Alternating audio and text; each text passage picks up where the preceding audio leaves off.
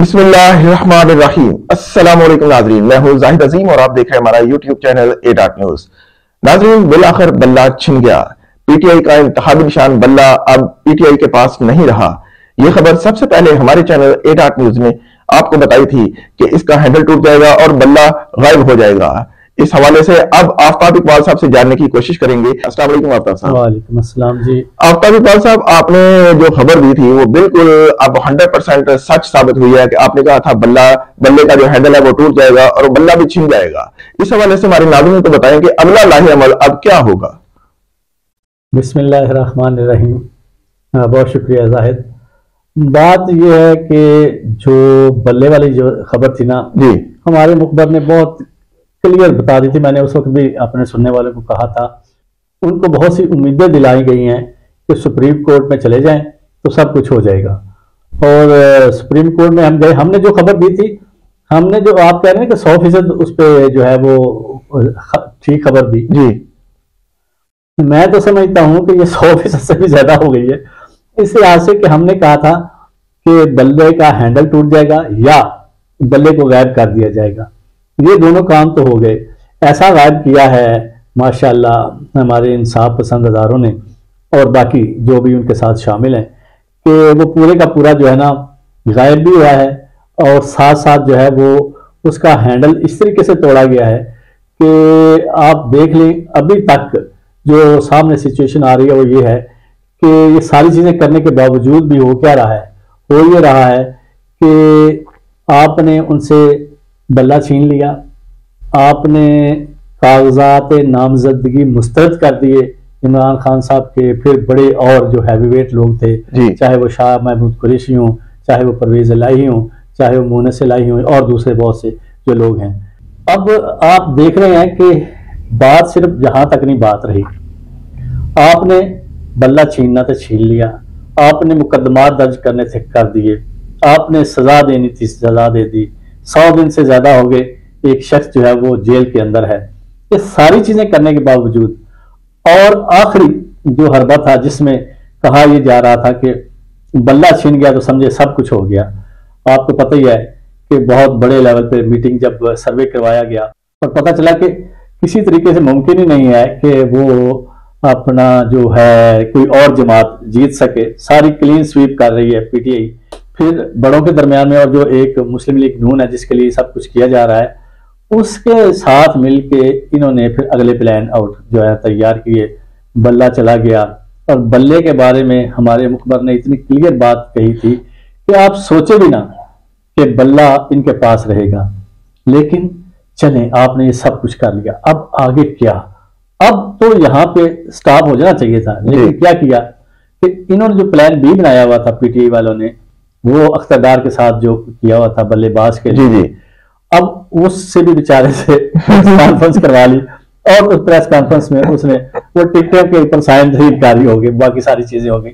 होता ये है, फिर आपने कल देखा जो कन्वेंशन था कराची में, उसके ऊपर कितना शदीद दावा बोला गया और वहां के लोगों को कैसे उठा के ले गए पुलिस वाले, बाकी सब।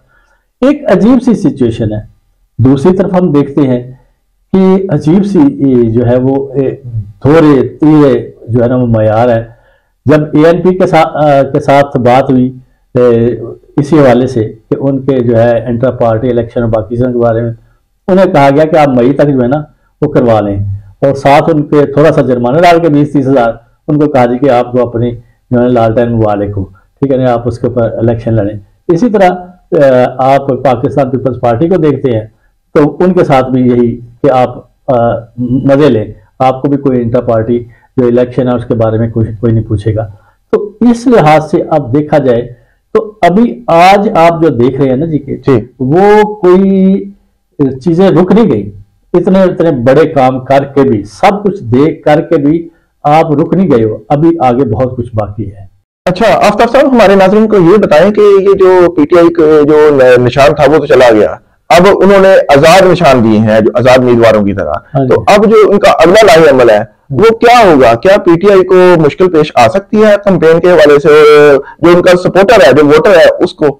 जी, इलेक्शन के हवाले से यकीनन मसाइल तो पेश आएंगे, लेकिन जो सबसे अहम बात यह है, देखें पीटीआई के जनरल सेक्रेटरी जो हैं उमर अयूब, उन्होंने अपना पैगाम अभी थोड़ी देर पहले मीडिया पे, उन पे सोशल मीडिया पे चल रहा था कि सब लोग अपने अपने इलाके में सिर्फ ये देखें कि हम एक लिस्ट जारी कर रहे हैं, वो पीटीआई के जितने भी कैंडिडेट फाइनल हैं उनको आप देखें, उनकी शक्ल पहचान लें और उनका जो निशान है जो उनको दिया गया है जी, उसको याद कर लें।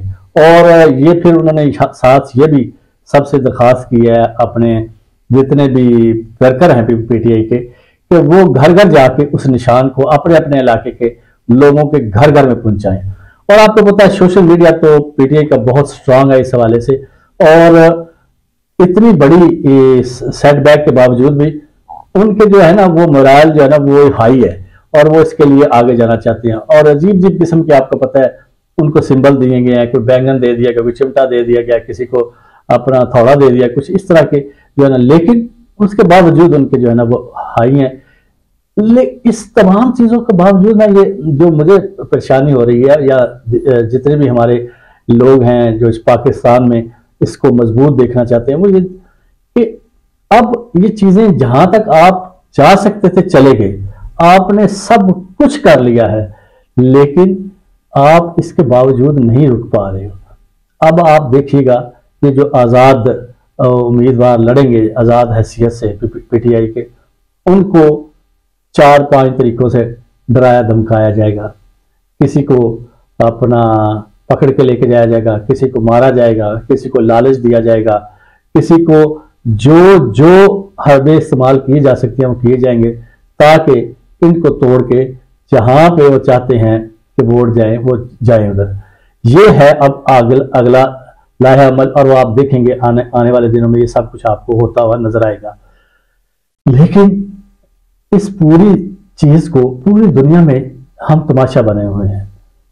अमेरिका के जो है ना इवन जो माहिर हैं जो जनूबी एशिया के, माइकल कोकिलमैन जो है, उन्होंने भी ये कह दिया है कि ये जो सब कुछ हो रहा है ये प्री पोल धांधली है पीटीआई के साथ बड़ी वाज़ेह तौर पे, और इसके नतायज बहुत खौफनाक निकलेंगे क्योंकि आने वाले दिनों में जब स्टेबिलिटी नहीं होगी तो ये मुल्क जो है वो नजर नहीं आता कि वो स्टेबिलिटी के साथ आगे चल सके। आखिर पर इतनी सी बात कहूंगा कि इन तमाम हरबों के बावजूद जेल से जो इमरान खान का पैगाम आया है वो बहुत मजबूत पैगाम है।